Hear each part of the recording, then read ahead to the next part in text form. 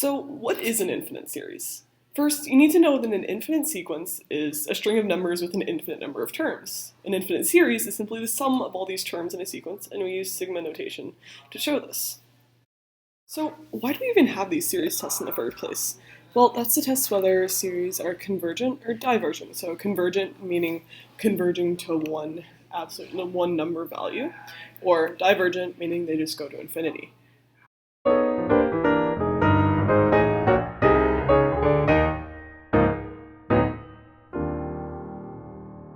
So when you're going to go buy a car, if you go up and you kick the tire of the car and it falls off, well, that car is probably not going to be a great buy. And so in this sense, we can use this nth term test or kick the tire test to see, well, if the series is even a candidate to be convergent. So now for how it works.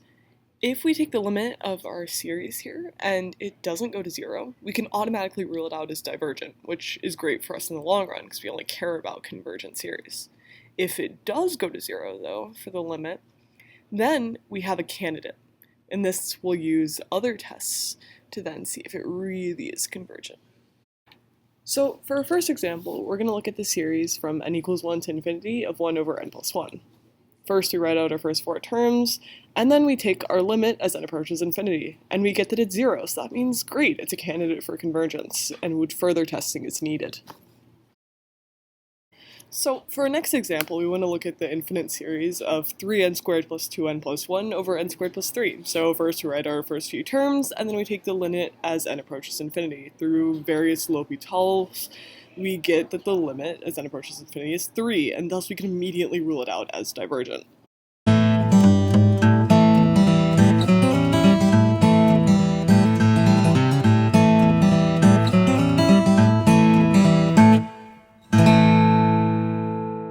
So our geometric series are only series that fit the general pattern of an infinite series with our first term, a sub 1, times a common ratio, r, to the n minus 1. So if our absolute value of our common ratio r is less than 1, then the series is considered convergent, and it converges to a value that is the first term over 1 minus the common ratio. So for our first example, we're going to look at the infinite series of negative pi over 5 to the nth power.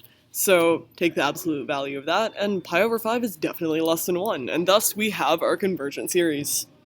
So for our next example, we have the infinite series of 4 times 3 to the n all over 2 to the n. So that can be simplified to 4 times 3 halves to the n. Well, 3 halves as our r values definitely greater than 1, and thus we have a divergent series.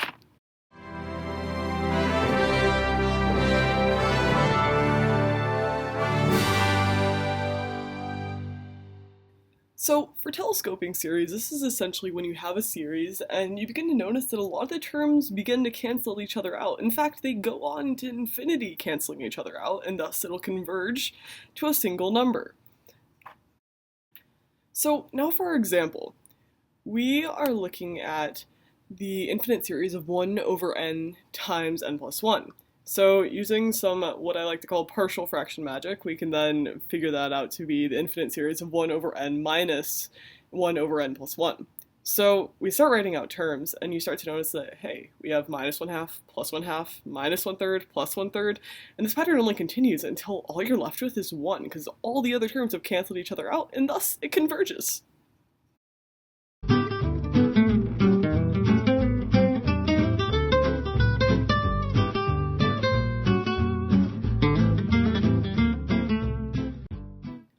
So p-series essentially fit the form of the infinite series of some constant k over n to the p value. So what we know from series rules is we can pull out that constant k in the front and just deal with the 1 over n to the p. So if our p is less than or equal to 1, the series will diverge. But if it's greater than 1, we have our convergent series.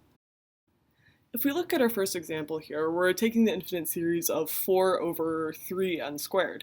So we round out our first few terms as per usual, and we notice that n to the p here, our p value is 2. And 2, well, that's greater than 1, and thus we have a convergent series. For our next example, we're looking at the infinite series of 1 over the square root of n, or 1 over n to the 1/2. We write out our first few terms, and then we notice that n to the p, where our p-value is 1/2 here, is less than 1, and thus we are going to have a divergent series.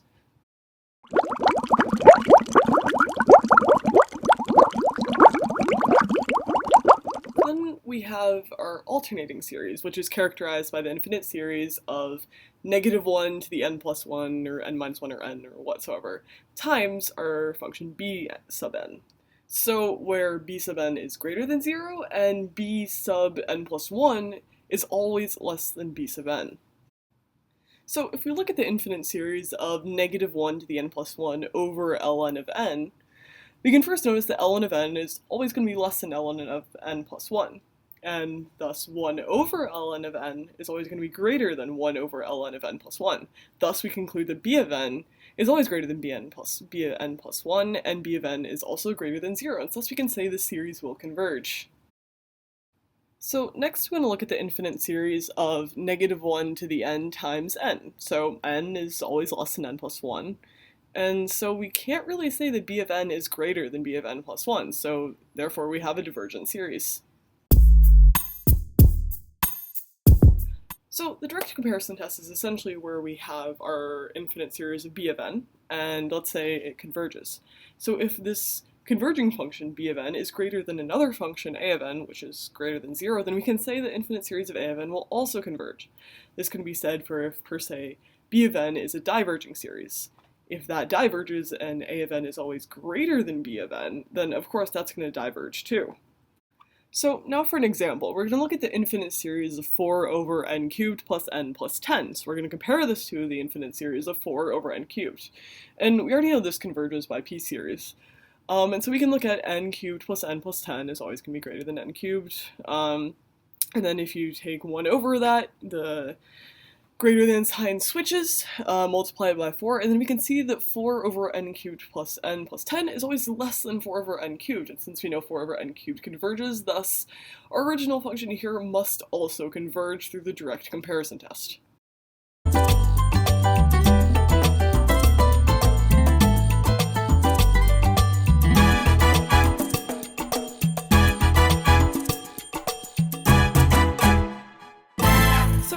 To the limit comparison test. So if we have two series, infinite series of a of n and infinite series of b of n, and they're both series with positive terms, if we take the limit of a of n over b of n and we get some number c, and where c is greater than 0, then both series either converge or diverge. So if a is converging and you don't know about b and you get some c value, then that means it also converges, and vice versa for diverging. So if we look at the infinite series of 2n plus 1 over n plus 1 quantity squared, which is our a of n, and we compare it to the infinite series of b of n, which is just 1 over n.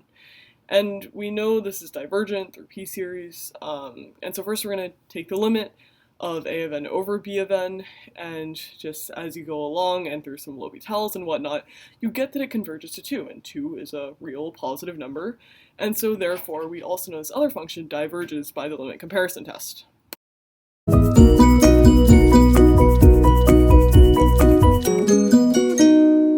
So now for the integral test. Let's let a of n, our monotonic and decreasing function, equals f of n, which is greater than 0.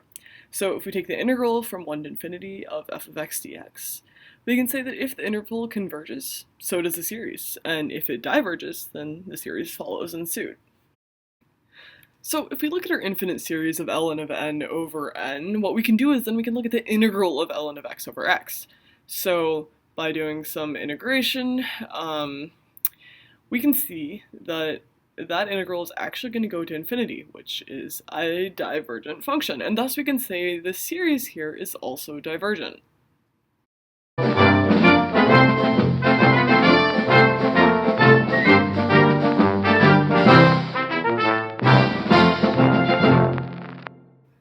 So now for our last test of the day, the ratio test. So if we take the limit as n approaches infinity of our function a of n plus 1 over our original function a of n, and we take the absolute value of that, if that's less than 1, the series converges.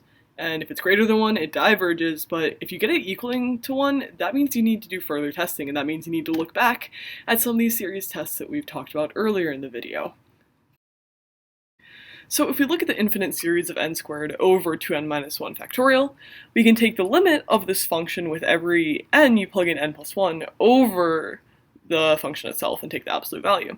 So as you can see, we just kind of wrote out our steps here, and you end up taking the limit as n approaches infinity of the absolute value of n squared plus 2n plus 1 over 4n to the fourth plus 2n cubed. Through using L'Hopital's and whatnot, you can just see this will actually converge to 0, and guess what? 0 is less than 1, so we have a convergent series.